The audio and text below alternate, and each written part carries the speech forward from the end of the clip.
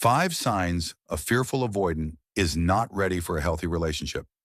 If you've ever felt deeply connected to someone who seemed loving one moment and distant the next, you may have been dealing with a fearful avoidant. This attachment style is often misunderstood because it contains two opposing drives at the same time: the longing for intimacy and the fear of it. Fearful avoidants don't avoid love because they don't want it. They avoid it because closeness activates unresolved fear, past wounds, and a nervous system that learned connection equals danger. Understanding this distinction matters because compassion without clarity can trap you in cycles that slowly drain your emotional health. So today we're not talking about blame, we're talking about readiness. Because love requires not just desire, but capacity. And these are the 5 clearest signs a fearful avoidant is not yet ready for a healthy relationship. The first sign is emotional inconsistency that feels confusing rather than situational. A fearful avoidant may come on strong in the beginning: deep conversations, intense chemistry, vulnerability that feels rare and intimate. You may feel chosen, seen, and emotionally bonded very quickly. But once real closeness begins to form, their behavior shifts. They pull back, become less available, or suddenly seem unsure about you, even though nothing objectively changed. This isn't because you did something wrong. It's because emotional closeness triggers their fear system.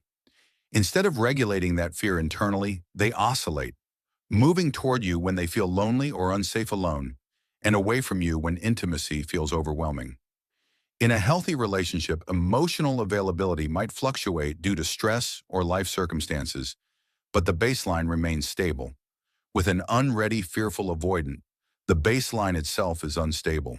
And over time, this inconsistency trains you to walk on eggshells, constantly trying to predict which version of them you'll get. The second sign is they crave reassurance but resist repair. Fearful avoidants often need a great deal of emotional reassurance: validation, understanding, patience, and empathy. They may frequently ask if you care, if you're going to leave, or if everything is okay. But when conflict arises, when something needs to be talked through, repaired, or clarified, they shut down, deflect, or disappear. This creates a painful imbalance. You're asked to emotionally hold them, but they're not able to emotionally show up when the relationship itself needs care. Healthy relationships require repair more than perfection. They require two people who can sit in discomfort long enough to restore safety. When a fearful avoidant is not ready, reassurance becomes a one-way street. You give calm, stability, and patience, while your needs for clarity, accountability, and emotional safety go unmet. The third sign is intimacy followed by self-sabotage. Fearful avoidants often fear abandonment and engulfment at the same time. So when a relationship starts to feel secure, meaningful, or emotionally deep, something inside them panics. That panic may show up as picking fights, becoming critical, emotionally withdrawing, flirting with others, or suddenly questioning the entire relationship. It's not that the relationship is wrong, it's that safety feels unfamiliar. Their nervous system learned early on that closeness leads to pain, loss, or control. So instead of leaning into stability, they unconsciously try to destabilize it. This is one of the most painful patterns to experience as a partner, because just when you think things are finally going well, the ground disappears beneath you. A fearful avoidant who is ready for a healthy relationship will notice this urge to sabotage and take responsibility for it. One who is not ready will repeat the cycle without awareness or accountability.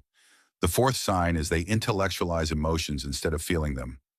Fearful avoidants are often very insightful. They can talk about psychology, trauma, attachment styles, and even their own wounds in an articulate, self-aware way.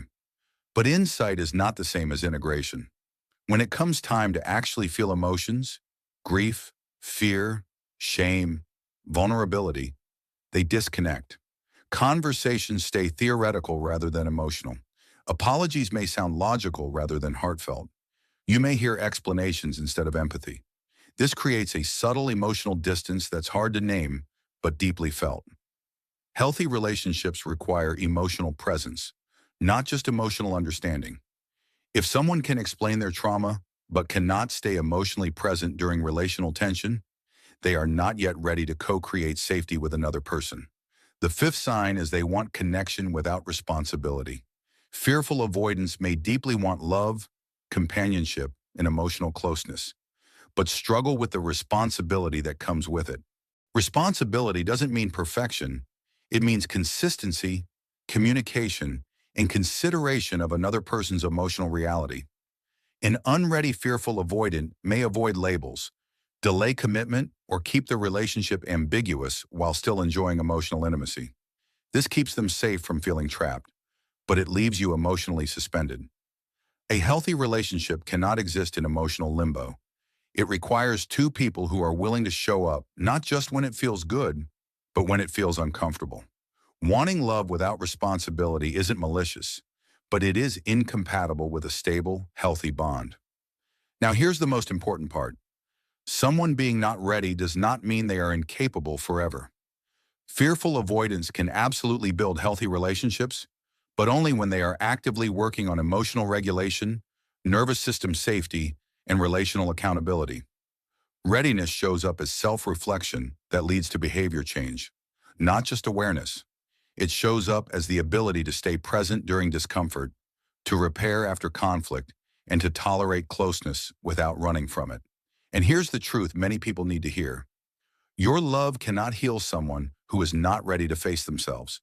You can be patient, understanding, and emotionally mature, and still be deeply harmed by staying too long in an unstable dynamic. Compassion does not require self-abandonment. Understanding attachment styles is meant to bring clarity, not justification for staying in pain. Remember, love is not proven by how much pain you can endure or how patient you can be while waiting for someone to change. Real love feels steady. It feels emotionally safe. It doesn't require you to constantly explain your needs or silence your feelings to keep the peace. If you've been questioning your worth because someone keeps pulling away, let this be your reminder. Their fear is not a reflection of your value. You are allowed to choose relationships where effort is mutual, communication is clear, and emotional presence is consistent.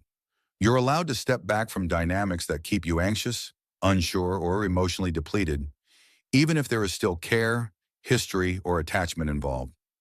Walking away from what hurts you is not abandonment, it's self-respect. If you're on a healing journey, whether you identify as anxious, avoidant, or somewhere in between, know that growth is possible. But growth only happens when both people are willing to face discomfort instead of running from it. Until then, your job isn't to fix anyone. Your job is to protect your peace.